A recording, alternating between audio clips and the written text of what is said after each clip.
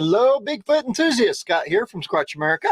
And Hannah, domestic goddess, chief cook, and doggy mama on vacay from her doggy for only like 4 more days. Yeah, dog. Here in the paddy wagon. Yes, the dog will be back in about 4 days. On Sunday. So Wednesday, Thursday, Friday. 4 days. Yes, 4 days. 4 days. Sunday's it. Okay. We were reflecting this last week as we were packing up to leave our last location to come here.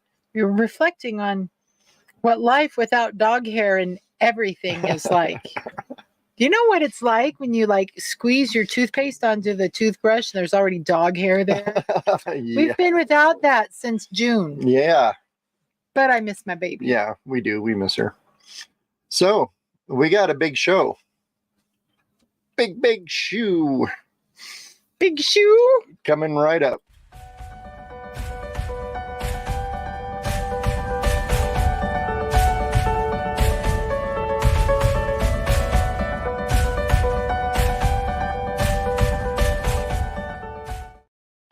All right, let's get into this. Let's see. Hi, Scott and Dale and Michelle and Ben and Jim and Renee and Donna and Dawn and Raptor and David. Hey, the usual suspects. We got the entire peanut gallery, except Blockbeard's not here heckling us yet about quantums. Yeah. So, well, we've had an adventurous last week. Yes. The first bit of adventure is that we decided, since we are now, hey, Janice is sitting at the Les Schwab waiting room, and I just want to take that to, before we get started. Oh, that's a segue. Isn't that a segue? Yes. Please come out to, we want to, just right here, we want to thank our first official sponsor of the Blue Mountain Bigfoot Festival, which is Lou Brothers, Les Schwab in Baker City. They are a major sponsor of this festival. We are so glad to have them on. So Janice, thank you for giving Les Schwab in your area business. We really love that company. So, and Renee's up huckleberrying. Oh, how fun. Hi, Denise. There's, oh yeah, did you see what Lockbeard Yeah, he said, oh, he's here. Yeah, our adventure started at Costco, where we decided that we would try Kirkland brand coffee. Yeah. We will not be repeating this adventure again. Nope. All right. So, we're going to tease something at the end of this, so you might want to watch, but don't do that. We're going to talk about. Don't do that. You just froze like you know who. So we just got back from the Glide Sasquatch Festival. It was tremendous. I think they said what, 4,200 people. 45. 45 came through the gates. So busy day. My voice was gone by the end of the day talking to everybody. So I'm going to get into some of the stuff that people brought us and told us stories. I didn't document all of them, but there's a few we're going to share with you today. So are you ready? Ready for I have absolutely no idea what he's talking about, but here we go. All right. So this is our episode 129. Do you know we're almost at episode 130? We should throw a party at episode 150. That'd be fun. But actually 156 would be 3 years. No, I don't think your math is right.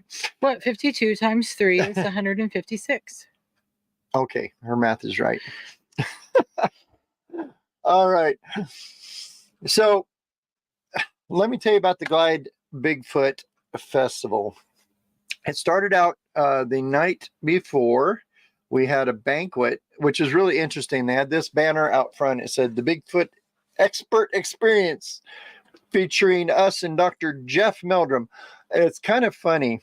Jeff and I both commented during our talks that there is no such thing as a Bigfoot expert. It's kind of a conundrum, because how are you an expert of something that doesn't exist? Yeah. So we thought that was pretty interesting. We both commented on that, and he kind of chuckled at it. Yeah, he chuckled at it. And it was kind of funny because the next day they had this announcer guy at the festival part, and we got up.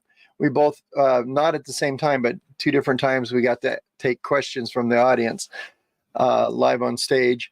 And the announcer they had was just kind of a card. He was really kind of interesting fella, but he introduced me as America's foremost expert on Bigfoot. And I was laughing all the way to the stage. I'm like, yeah, that's a thing. Not. Tell me that you didn't take it.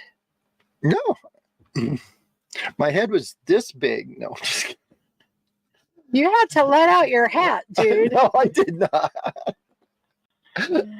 Oh. Yes, Kevin Lindley, Michael. Hi, Michael. Good to see you. Kevin Lindley was there with Wrinklefoot casts, brand new ones, and he is a cool guy. Kevin is. We really Is that Pastor Kevin? Yeah, Pastor Kevin. Pastor Kevin And Allison. So Who is actually, a violinist and an alto, by the way. Actually, Michael, we're going to be talking about that today. Just saying. Okay, just for fun. Because he did show that to us, and I got to take pictures of it. It's pretty fun. Yeah. But we want to go back to the last slide though, because the funniest part. You didn't mention this. The Bigfoot experience. Yes, the Bigfoot expert. Yes. Notice how the listing is. Oh, I'm first. We're first. We're first. Oh, so it's not alphabetical. Did you need to let your hat out too? No, because you know as well as anyone that I don't give a rat's behind about any of this. But for people who are like, for instance, when you write an academic paper, you always list the lead researcher first. Yeah, true. Look, we're done with it. Expert of the unexplained. Oh my gosh. What is it? You're looking for nothing. I'm looking for nothing, and one day I'll find it. Yep. Well, we've gotten there. We've gotten there. So the evening at the dinner was actually really quite a bit of fun. I got to tell Michael, since he's on, because for whatever reason, Michael and I seem to like to laugh at Dr. Meldrum because of his big word usage. But honestly, by the end of his way too long lecture, there were some actually really good points that I continue to chew on. Yeah. Which I'll share possibly. So we're in fact, you're going to share in a second. Anyway, it's going to be kind of fun. So people, when they came in, we were sitting at the desk, and I felt really underdressed for this. Nobody told me it was a fancy party. So I wore shorts and camo. Hey, you should have known something when I put on supportive undergarments. I know. That was interesting. So keep talking. So here's the deal. So people got to come in and show us their pictures and ask us questions. That was a lot of fun. I'm thinking about maybe doing that for our dinner. That'd be fun. So when people come in, they come in the door and they can go by the table and talk to us and stuff. That I got some really great stuff there.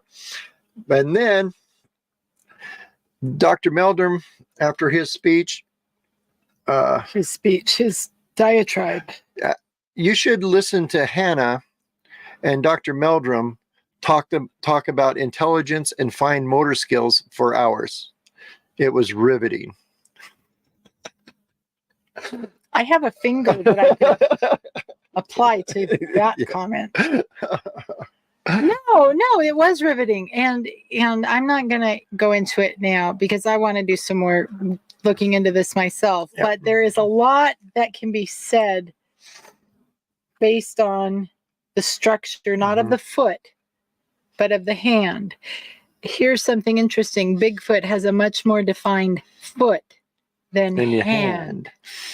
And humans have a much more defined hand than foot. And that does say a lot about intelligence, about, that fine motor skills, intelligence, and even the way I'm thinking about it, self-awareness and consciousness. There you go. Which takes us into the quantum field, Locke. Yeah. Funny. Then am I not having an awesome hair day there? Yeah, Oh my you are. gosh.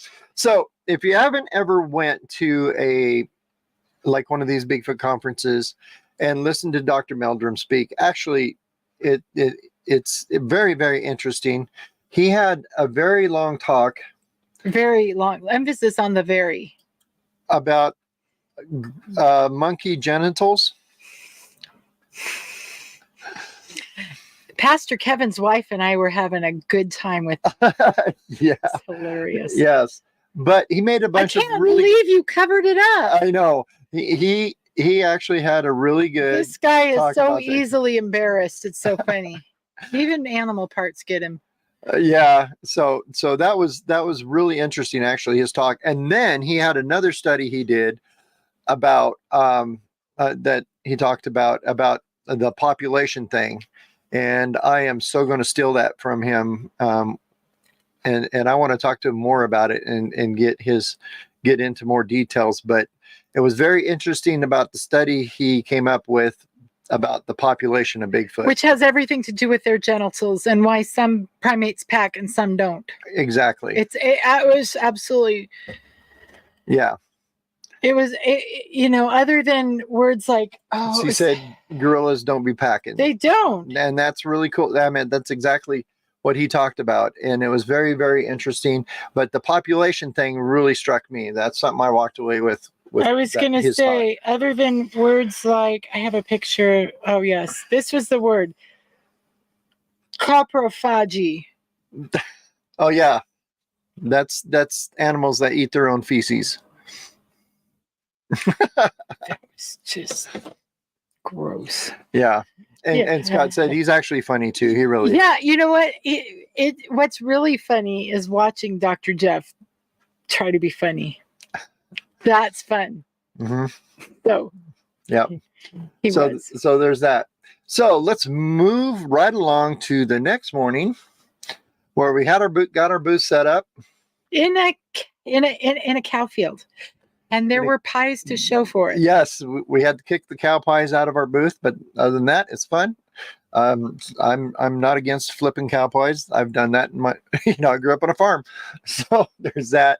And ladies and gentlemen, I think Scott Goebel is in the chat. Yes, he is. Anybody want to see what Scott Goebel looks like?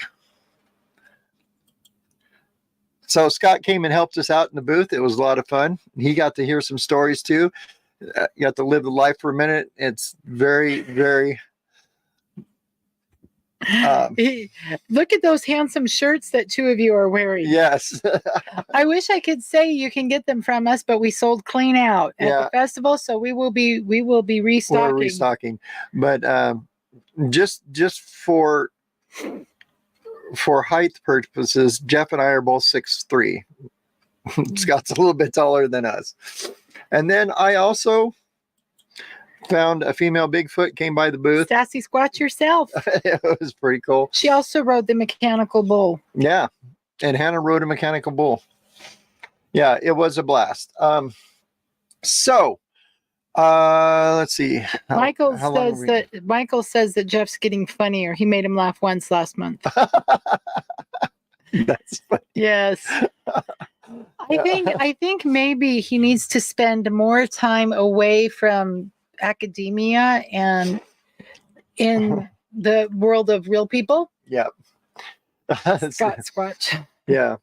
But he said he's not going to retire because he likes where he's at now. And in fact, I was talking with him. He is 65. He's about to retire. Or he said he could retire, but he's not going to because he would lose his lab that he has at the university.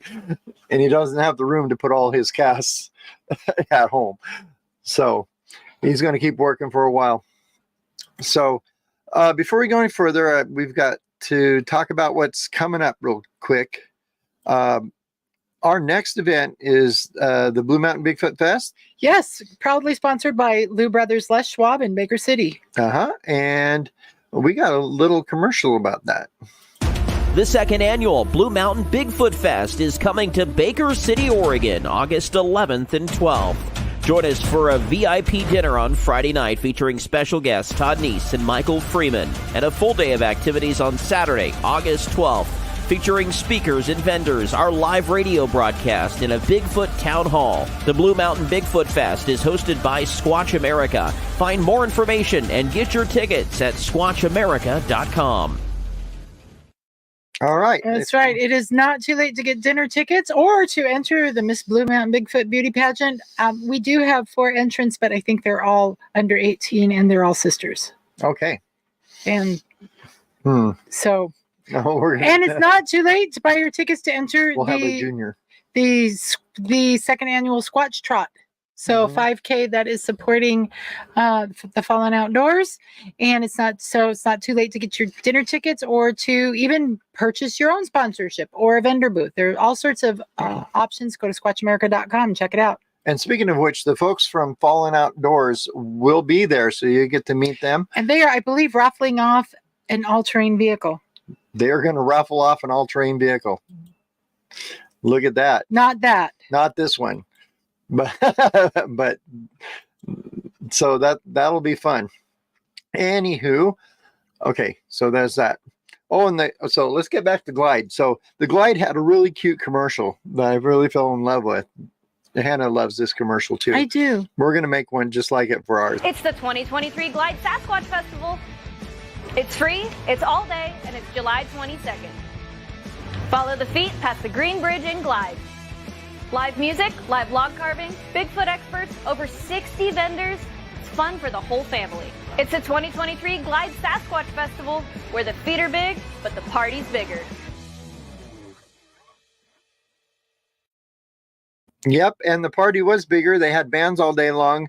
They happened to have our Jeff and our booth right in front of the stage. So we had some times where it was a little hard to talk to the people in our booth because of the music.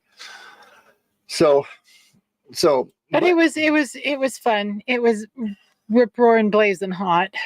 But it was fun. So I got this lovely sunburn there. Yep. Okay. So speaking of Pastor Kevin and this foot, let's get into this. There's something interesting that I took from this. Here's the foot. I might go full screen on this. Okay, there we go. So this is a very interesting foot. Now you kind of look at it and you think, well, is it deformed? Is it not? I mean, Dr. Jeff was very interested in it too. In fact, this is his table where he carries this mat with him so he can put stuff on for measurements. But that's a great idea. Yeah, I have one.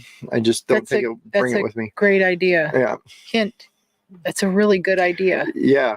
Okay. Oh, Scott Goble said, plus we were next to the beer garden, which I didn't even go to because I was so busy.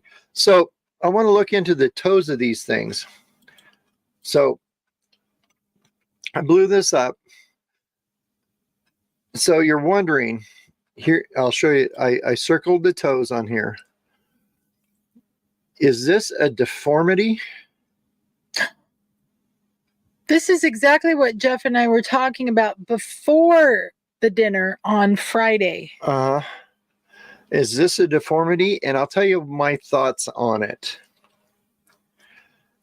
Okay, I've talked about this before, but there's an African tribe that I studied in when I was at university.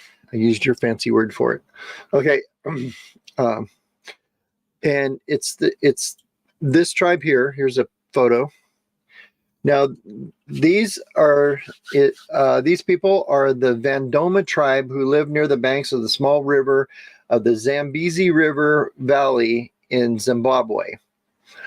Now, what's interesting about these people is they're known as the ostrich people, but they're primarily a hunter-gatherer tribe. They tend to stay to themselves, which is what caused this problem. They have a Locke's calling it lobster claw syndrome. Lobster claw syndrome. That is very, very true. Or ostrich-footed, but lobster claw syndrome. And it's a mutation of chromosome number 7. And what, not everybody has it, but a lot of people do. And what it is the thought is it's from inbreeding. Yep. Yep.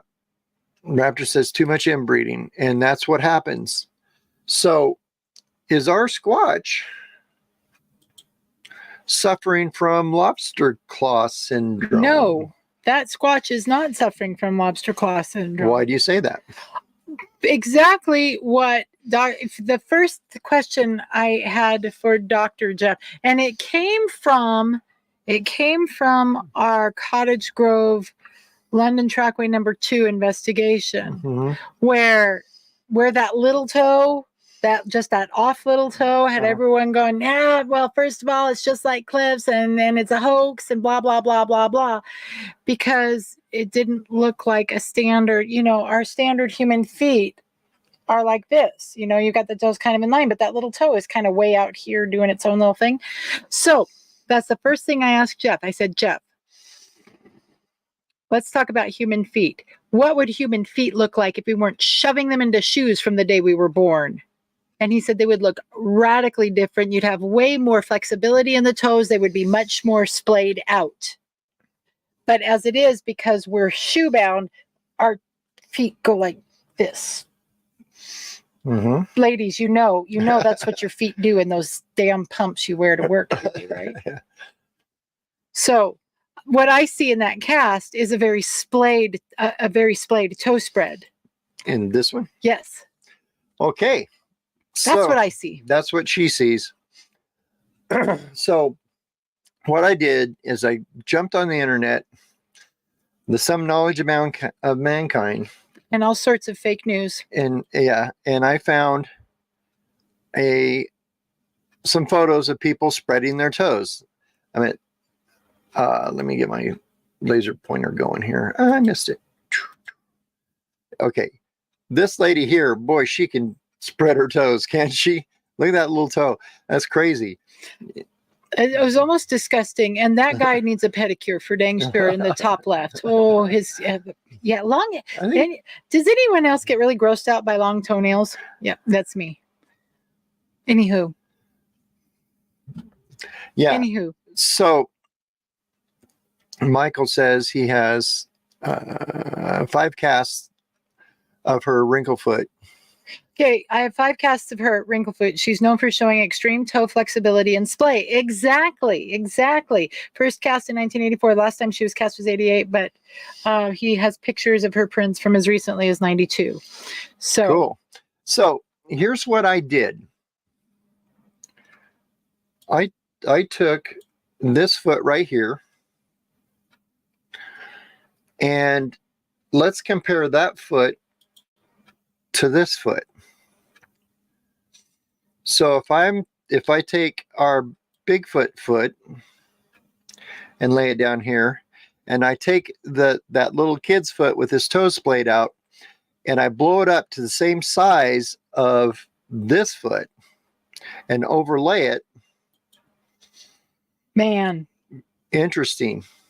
Now let's put my circles back where the toes go.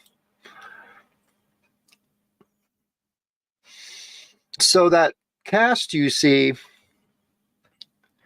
isn't as impossible as you think. I don't think it was impossible. By the way, I did not look at these. I was busy in our booth, so I didn't even get to Kevin's booth. This is the first time I've seen that cast. Is in this picture. Mm-hmm. Yep. So this is not out of even human possibilities. Yeah. To have their toes spread that far. Go to Raptor's comment. He says, Raptor says there's a couple of tribes where they climb trees and their toes are splayed out but kind of hooked. That makes absolute sense. Again, they're not smashing them into shoes and rendering them immobile. They are using their digits to help them navigate their environment, which goes back to Dr. Jeff's talk. His whole talk was about how Bigfoot is appropriately suited to his environment. Yeah. And that leads me back to consciousness at some point in time. So, and the quantum reality lock. so do not throw away footprints that look weird like this. And you think that, oh, that's not a Squatch, that's something else, or somebody faked that, or it's messed up. Or just because a little pinky toe is down here weirdly doesn't necessarily mean it's a hoax. And Lockbeard says, Shoes restrict that nice midfoot flexion that everyone be going on about. It's true. it's true. It's true. Do you know that at least, I want to say 2, 3, 4 times a month, my yoga teacher takes us through foot yoga just to improve splay and flexibility and to keep the fascia the fascia in the foot mobile. So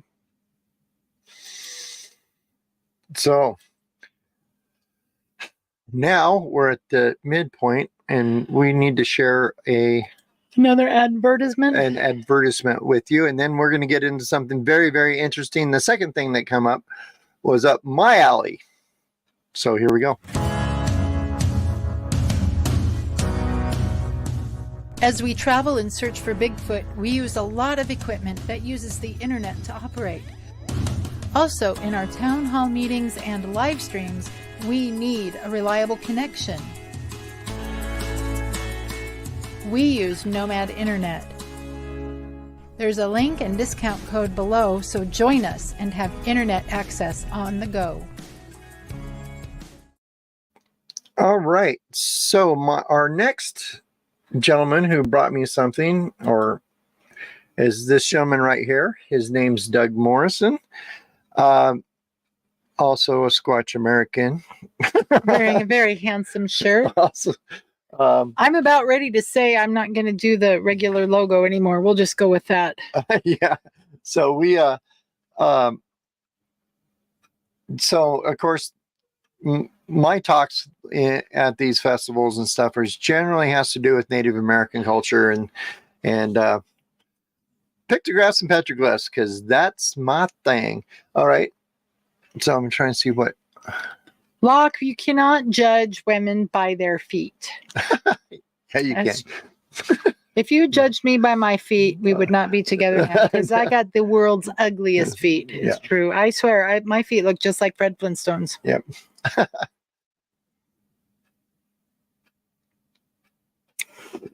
Yep. So it's all right. Stop reading the comments. I'm done reading the comments. Anyway, so I talk about pictographs and petroglyphs, and what I found is this lovely symbol with the arms out like this, hanging down with the big feet, long bodies, tend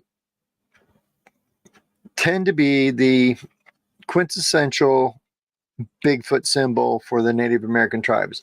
And they're all over the place. Like this is in California. This one here is in Oregon. This one's also in Oregon, but Southern Oregon. This is in Northern Oregon. And this one's down south in New Mexico. So,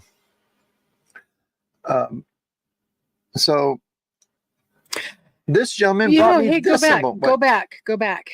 Now, this is a teaser. Y'all got to hear this talk by Dr. Jeff, but just based on the left and the right pictographs.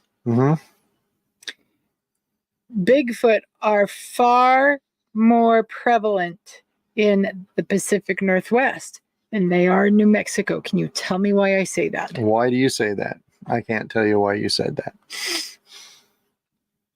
Because the bigger junk you pack, the more of you there are. Oh, I see. Weren't you listening, or did you zone out for that part? I zoned out.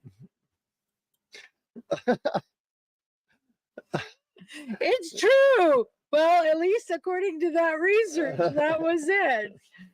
The more of a sampling there are, the more they display their prowess. So, okay. So this symbol right here is on a rock, and it's near Glide, actually. We tried to find it. We tried to find it, and sorry.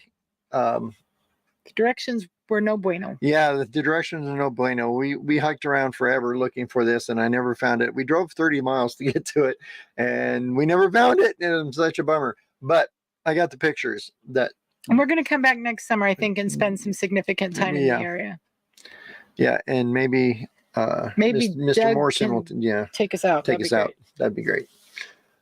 So here's the enhancement of it. So looking at this now, this one's extremely weathered, so it's almost gone, which is sad. But I was looking at this one. This is what they think is possibly a Bigfoot one, but there's more to the story here. So here's the whole thing. You got the Bigfoot guy up here, and then you've got these symbols that are really faded down here. So if I enhance them so you can see the red is where the this is. Now this one symbol here looks like a pole dancer. I can't take her anywhere. Really, seriously. Tell me I'm wrong. So you're wrong. You're wrong. Know what this symbol right here looks to me to be?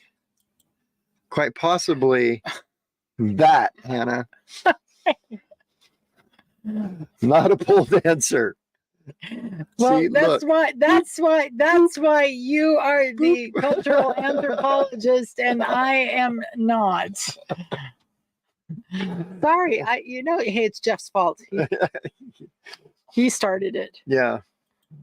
With his primate genitalia speech. Yeah. Yes. So anyway, quite possibly, I think that could be an archer. That's a pretty common symbol in Native American world. It could be even riding a horse. I think maybe this could be a horse underneath it, but like I said, there's lots of it missing.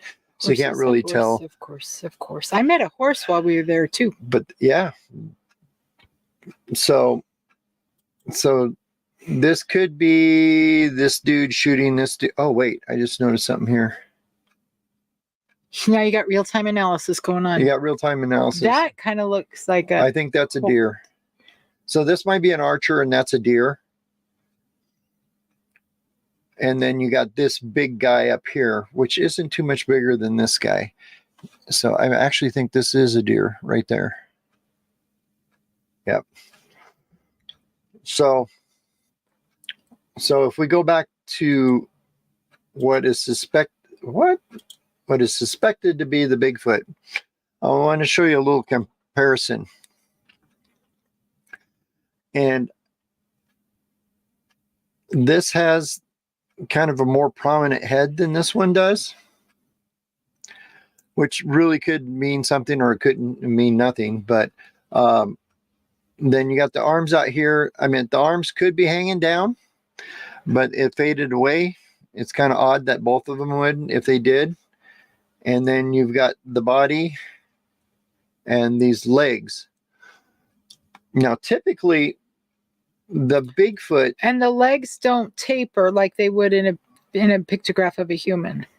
Right. But what I'm also thinking, though, is if you notice how long the bodies are in all these, that's another telltale sign. Usually the arms up and down and this extremely long body. Because Bigfoot has an extremely long body, and the natives who painted these things knew what they looked like. So is this recent one? Does that have a long body? It does. Seems like it does not. Yeah. If you look at it. So I'm calling no. It's not consistent with other known Bigfoot. It's not consistent with other known Bigfoot things. But if we go to the whole picture here, now that I notice this could possibly be a deer or game, and this is a bow guy, this could be a driver. A driver. Oh, the guys who herd the deer out to the hunters. So that could be depicting a successful hunt. Lockbeard says it's harder to decipher these than cursive writing and analog clocks are to kids these days, Yeah. but not much. But not much. Yeah, it kind of is. I mean, but this is what I did for my career, so I've got a lot of experience at it. But like I said, nothing's definitive in this particular sciencey type of world. By the way, Denise agrees with me, so there you go. What? 2 of us. Whatever it was that I said, that looks like a pole dancer, probably. Hey. Okay. Whatever. But Doug did send us another photo of something he found. Moving right along. Muy interesante. Yes. So here we go.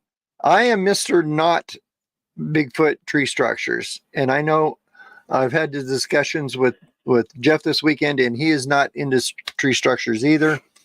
But he sent me this one, and this looks like your atypical X in the woods. X in the woods.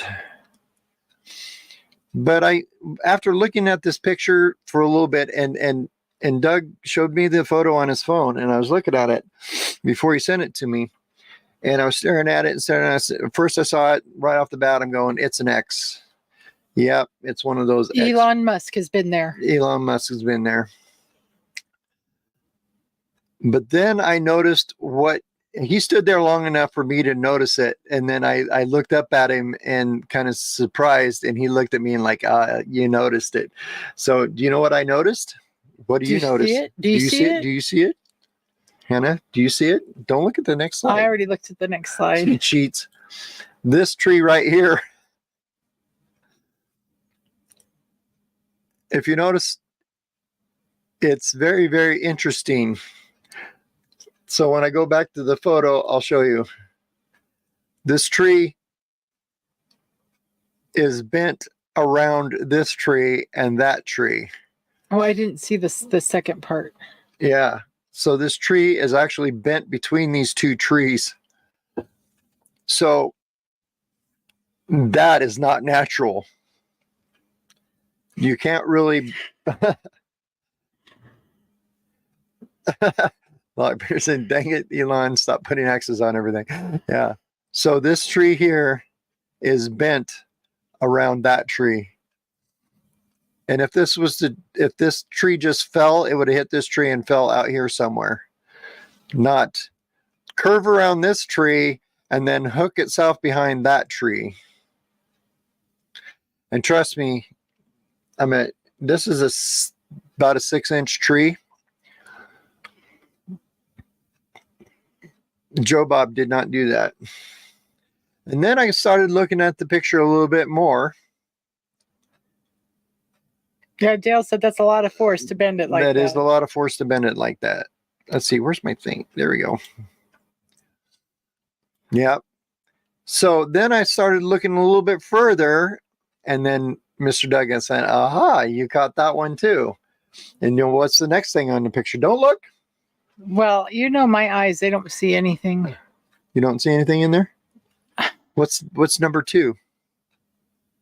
I don't know. Number 2 is this tree. Notice something odd about it? It looks like a walking stick. It's part of the X. Do you know what doesn't happen in nature? Straight lines. Well, but it's narrower down here than it is up there. This tree is upside down. Upside down. Boy, you're turning it. So this tree here is upside down. That is a little weird. And this tree is on top of this tree. So I thought maybe if this tree fell and it was taller, it would rock over top of this one and turn upside down if it was not rooted really well. But no, it was below that one. So that one accidentally fell upside down. And I think if it just looking at the laws of regular physics, Lockbeard, plain old Newtonian, apple falls on your head physics. If nature was to do that, the bottom of it wouldn't be strong enough to support it up like that. Does that make sense? Because the bottom is so much smaller than the root end. Mm-hmm. So if it was nature that did that, even if it landed like that, without the necessary support structure around it, it would just fall over. Right. So this tree right here was actually knocked over, picked up off the ground. I don't know. I can't see the end of it, but it was leaned up against this tree upside down. And then this tree is on top of it. And then, of course, this one's bent around the tree. So I thought that was really cool. Now, what are tree structures? I have no freaking idea. What's that symbolize? I have no freaking idea. Twitter. That's the new Twitter. It's called X now, by the way. So that's it. So that's the exciting stuff That we found in Glide. Did you bring my mechanical bull movie? No, I did not. I wrote a mechanical bull, and I made friends with a horse. Yeah. She's all that. And a side of farm wife.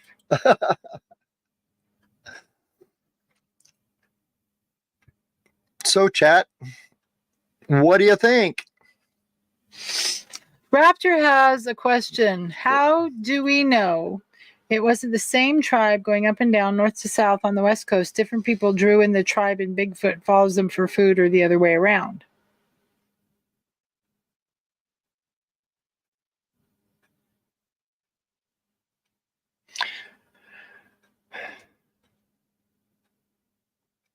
I had to reread that to try to understand. Okay. So typically tribes had areas. And typically the northern tribes didn't mess with the southern tribes because the southern tribes tended to be more warlike than the northern tribes. But they had their areas. Because when you get too hot, you get cranky. Yeah, they had their hunting ground.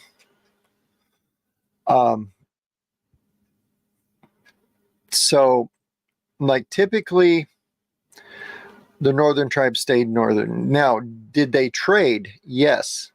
We have found obsidian from California and Maine for arrowheads. So there was a massive trade route. So if they weren't only trading items, they're probably trading ideas too, and pictographs and things like that. So that's a good possibility. Or the other possibility is they're drawing what they saw. Mm-hmm. What you're looking at is a photograph. I saw a Bigfoot. This is what it looked like to me. Mm-hmm. Okay. Shall we go on to the other comments? They're starting to come in. All right. What are they?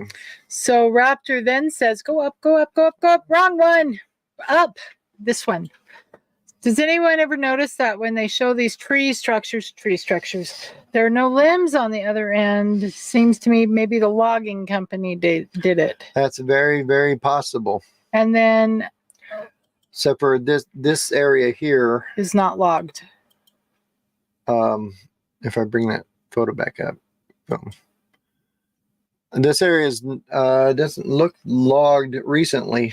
No, in fact, there was a burn in the area. But not here. No, okay. But yeah. Yeah, the Cascades are not an area of clear cutting at all. No.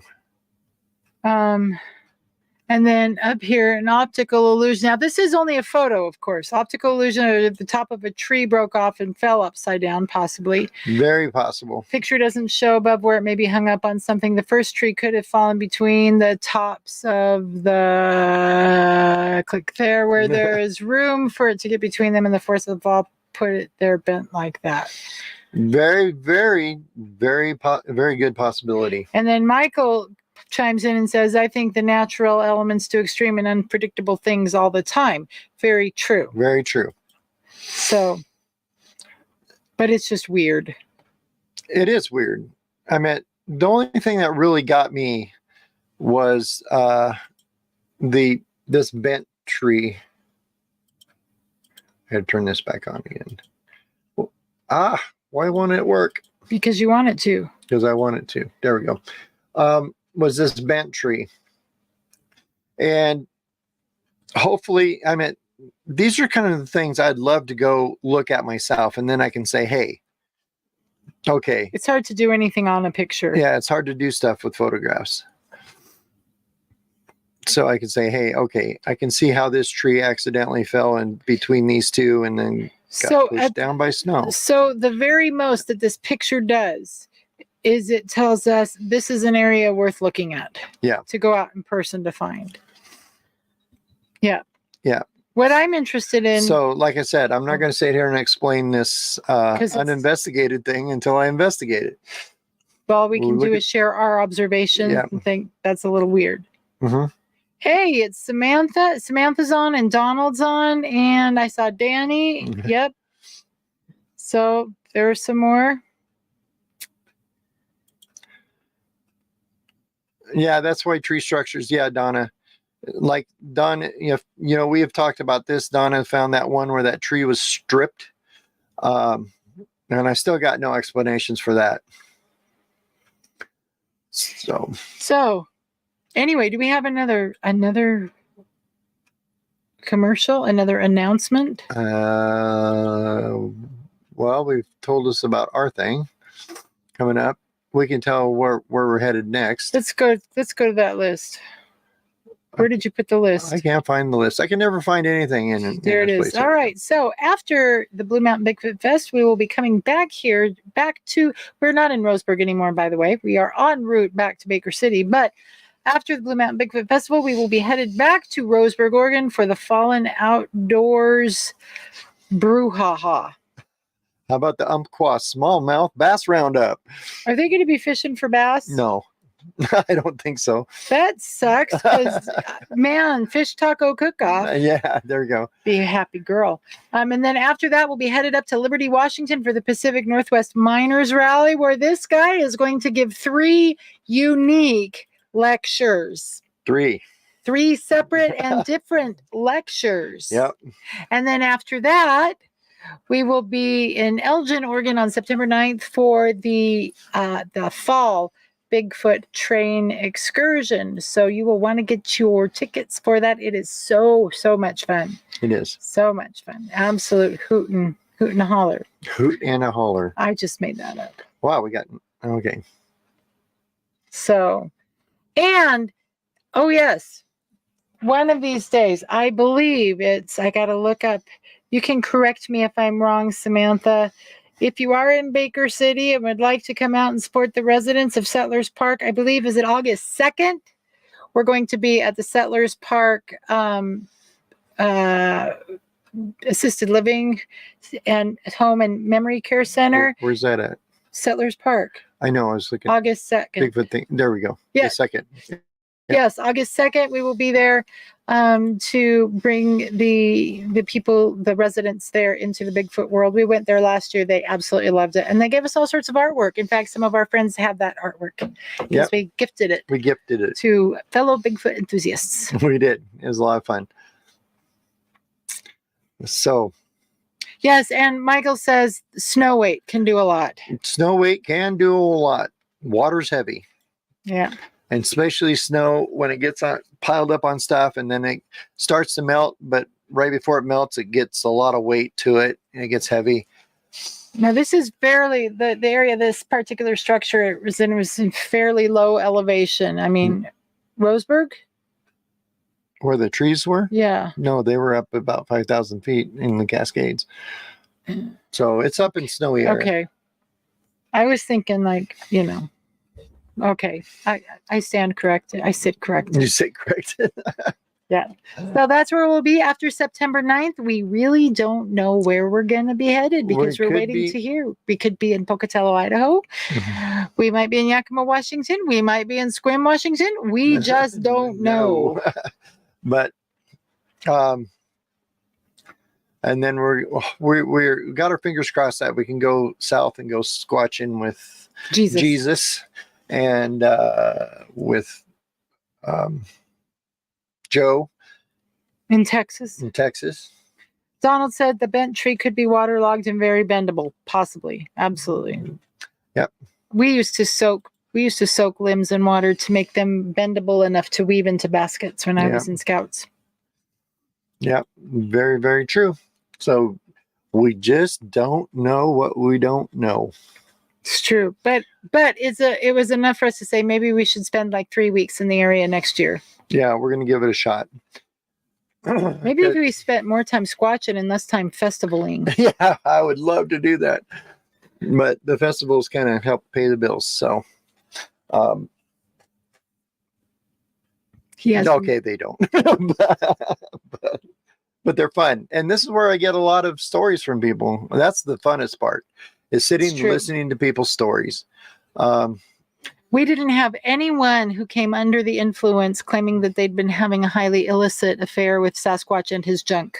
Nope, we didn't. It had a lot of really great stories from people in this area. Yeah.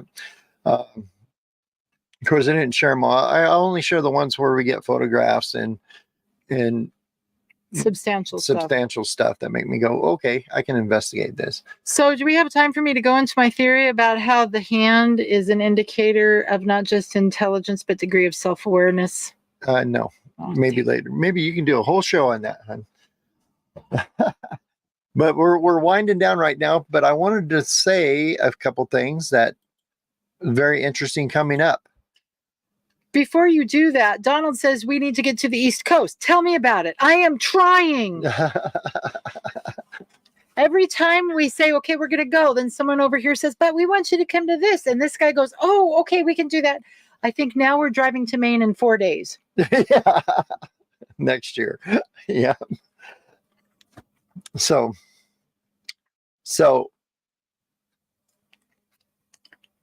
September 30th is the Whitehall Festival. Yeah, we will not be in Whitehall September. No, I wish I could do that. Hey, after Maine next August, we could just stay in the area. We could. We'll see. So I want to give you a little hint, folks. Before the Glide Festival, Mr. Scott Goebel in the chat here, Squatch American, he and I went out on a little, I was there for 3 days. He stayed for another day after that, but we were out in the woods doing squatchy stuff. And Scott here had a great idea. He was just, in fact, the day, I think it was the same day that we went out here, was over at the coast before we left. And then he collected some rocks from the ocean. So these rocks in the middle of the Cascades are not typical rocks. So they're different. One of these things are not like the others. So we stacked them up. Well, I should say he stacked them up. I was just there. But he stacked them up on stumps and things. And we had some activity happen in the middle of the night with these rocks. And we also had proof of that activity next to the rocks. But that's all I'm going to show you. We got a video. Hopefully I get it part 1 done by this Friday. It'll be dropping on our Footprint Friday video. And then we actually we'll have part 1 and part 2 of this squatching trip, because it was phenomenal. We actually may need some help analyzing the audio. Yep. So if you know anybody out there that's got audio chops, I've got. You know who I'm thinking of right now? Give me a minute. Oh, it's our native friend, William Nighthawk. Oh, maybe. Should listen to that. Yeah. So we got weird stuff. We got some weird audio. Not okay. So here we go.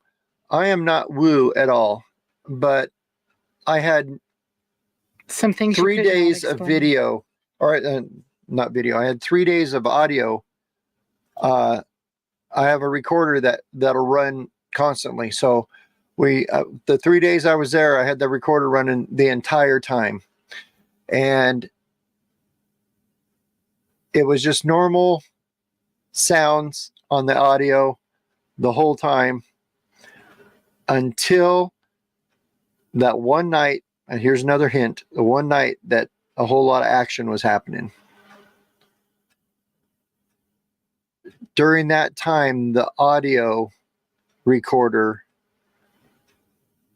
picked up this weird static buzz over top of everything, almost electrical. Like how you get there's a 60 amp hum when you're doing sound design, and I've done that. I've run sound for lots of stuff.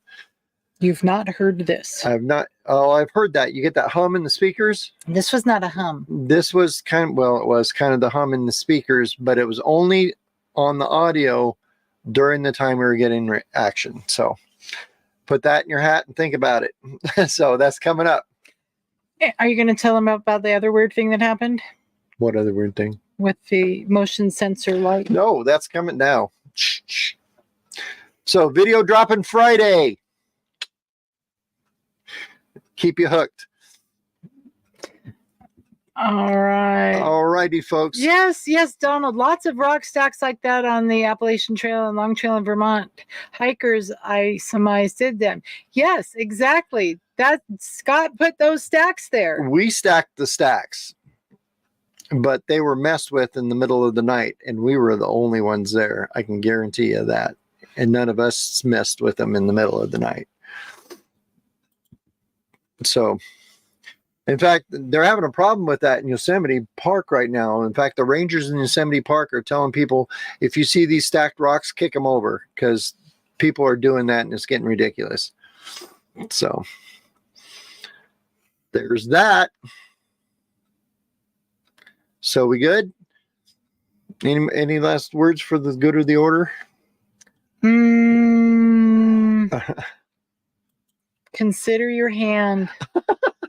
Let me know what you come to. So Hannah's got this theory, and think about this too. The shape of your hand has something to do. Not the shape, the degree, degree of dexterity. The degree of fine motor skills is connected with intelligence and self-awareness. Self-awareness. And quantum, Locke. It's all quantum.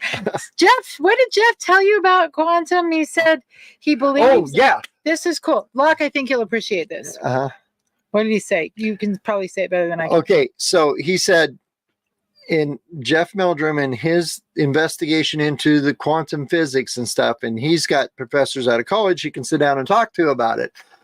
And they all understand each other's 57 syllable words. Yeah, that's it. He said there's the quantum world and there's the macro world that we're in, and never the two shall meet. Yeah. And part of me totally resonates with that, but that's another topic for another time. Raptor video is dropping on Friday. So that's where that video, this was a teaser for Friday's. It's a teaser for Friday's video coming up. And it's going to be in 2 parts because I've got a lot of stuff to go through, and it takes me forever to edit. So in response to Jeff, quantum and this stuff here, never the twain shall meet. Never the because they are completely different frequencies. They're vibrating at incompatible frequencies. However, I am not that. Yeah, you are. No, I'm not. All right. With that said, honey, our job is to investigate the unexplained, you woo denier. Not to explain the uninvestigated. So until next week, please like, subscribe, share this video into the YouTube universe. We are almost up to 2,500 subs. We are shooting for 10,000 subs because at that point, it starts to actually put gas in the truck. Yeah. So help us grow our channel, and you keep watching. And we'll keep squatching. Bye.